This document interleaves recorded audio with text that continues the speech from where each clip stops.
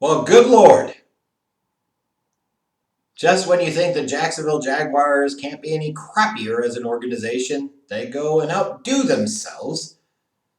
Late breaking news happening. I saw the announcement very early on Twitter on Sunday morning, as a matter of fact, that the Jacksonville Jaguars have traded stud edge rusher Yannick Ngakoue to the Minnesota Vikings in exchange for a second round pick in the 2021 draft and a conditional fifth round pick in the 2022 draft, which, if I'm not mistaken, and I could be wrong, would go to a fourth rounder if he makes the Pro Bowl, and a third rounder if he makes first or Pro Bowl on the first ballot, and the Vikings win the Super Bowl.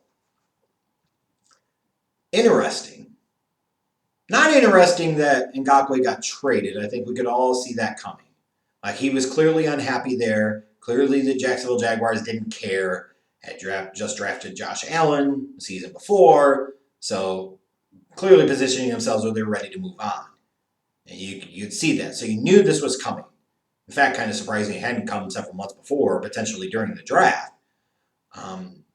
But not surprising that they would trade him. Maybe more surprising that it was the Vikings that were in the market and the Vikings ultimately that pulled the trigger. But maybe not. When you consider they let go of Everson Griffin after several years there. They were looking for somebody to be that edge rusher opposite Danielle Hunter. Well, in stops Ngakoue. Interesting deal for both teams. For the Jags, you look at this from a situation of clearly a team tanking. I don't see how you can look at this situation and say they're not tanking. They are. Not saying that that's the wrong thing to do either. But when you look at so much of their history over the past 10, 15 years, it feels like they've always been tanking. Even when they're not trying to tank, they still tank because they still absolutely suck. But now, for a team that still has the Rams' first-round pick in next year's draft, they've added a second-round pick from the Minnesota Vikings next year. So looking at themselves potentially being at real power players in the draft, to where you can say, well, I can't wait to see how they blow that up and screw that all the hell up, which inevitably surely feels like it will come. But, clearly they were at an impasse. They didn't want him. More importantly, I guess, or just as importantly, he didn't want to be there anymore. So the fact that that was known and out there and you were able to still get a second round pick for him this late in the process is probably a good news type of story. Probably makes you wonder, if you knew you were going to do this all the hell along, why the hell didn't you do this back in April where potentially you could have gotten an even bigger price for him is unknown to me. Like, why would you have waited so long to do this? It feels like the Bill O'Brien school of trading a player. Try to manufacture leverage, and all the while you out-leverage yourself to the point where you don't have any leverage and you end up dumping somebody for pennies on the dollar. Now, I'm not saying that Ngakoue is the type of guy that you trade 2 first-round picks for, or maybe even necessarily 1 first-round pick for. But could the Jaguars maybe have gotten a little bit more? Maybe a second and non-conditional third-round pick in the following year if they had traded him a few months back around draft time? Perhaps, and maybe. But they got what they got. They got rid of a guy that doesn't want to be there. They have helped further advance their tanking initiative for 2021. So if that is what they consider as the standard for their crappy organization success, then I guess they were successful. For the Minnesota Vikings, it's interesting, though, because you had Everson Griffin and you let him go. Now you bring in Ngakoue to play opposite Danielle Hunter. All the while, you got to figure out how you're going to pay both of these guys long term, and especially with Ngakoue, like, what happens here after 2020? Will you potentially let him walk in free agency? Maybe. Like, did you make this trade in part knowing that you bringing him in for a year, and if it doesn't work, and another year after that, you'll probably get a third or fourth round compensatory pick? Certainly could have been. So it feels like the conditional pick you make up for in 2022. Like, that to me, when I look at this deal, potentially for the Vikings, I say it's one of a couple of things. It's either A, you get that great complimentary edge rusher to Danielle Hunter, and now you got some problems for the offensive tackles of the Lions and the Packers and the Bears in the NFC North, which is certainly hold true, which I think certainly is what the Minnesota Vikings are hoping for. You're getting a young, explosive edge rusher opposite of Hunter. but also hedging the bet a little bit and saying, you know what, we're bringing him in for a year for a rental. We want another playmaker on that defense. Our defense needed an upgrade, needed some different life, and we've gotten it here.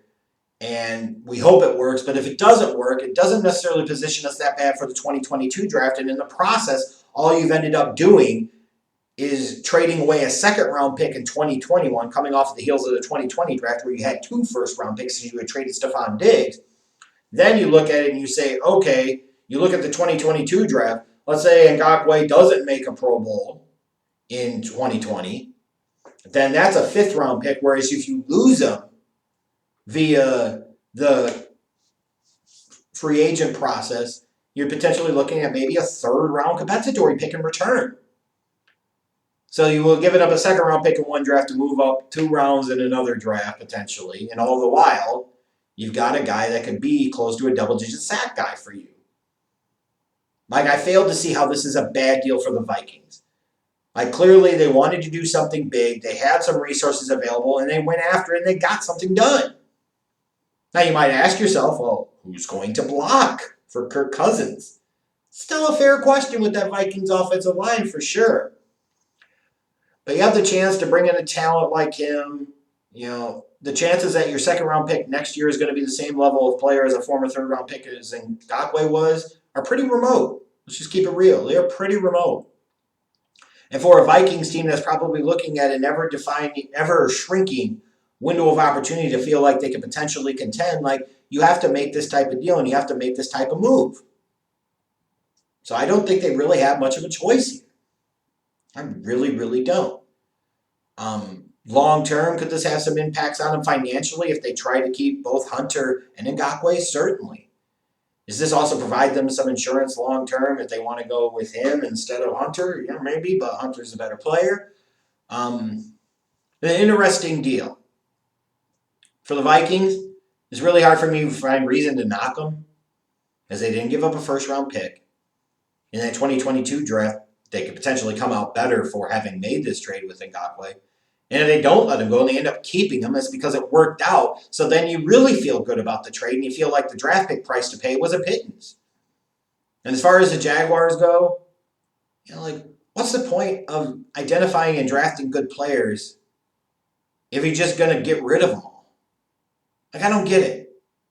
I just don't get it. You can say, well, the Jalen Ramsey deal, it gets you 2 first-round picks. But at the end of the day, what does that even matter? What does that mean? Like, at some point in time, you got to actually have stars and build around them. And now, in the course of less than a year, you've traded away 2 young stars of your defense. You traded away also Calais Campbell. Just handed him to the Baltimore Ravens, basically. Like, as much as people were talking about last year, the Miami Dolphins setting out to intentionally tank, well, then what the hell would you call what the Jags are doing this year? You think you're going to go 13-3 with some Minshew magic? Give me a break. Ooh. Sorry, Jags fans. Your front office keeps getting rid of good players and bringing nothing back in return that can help your team now. It's going to be a long year for you down there in Duval. That's all I'm going to say.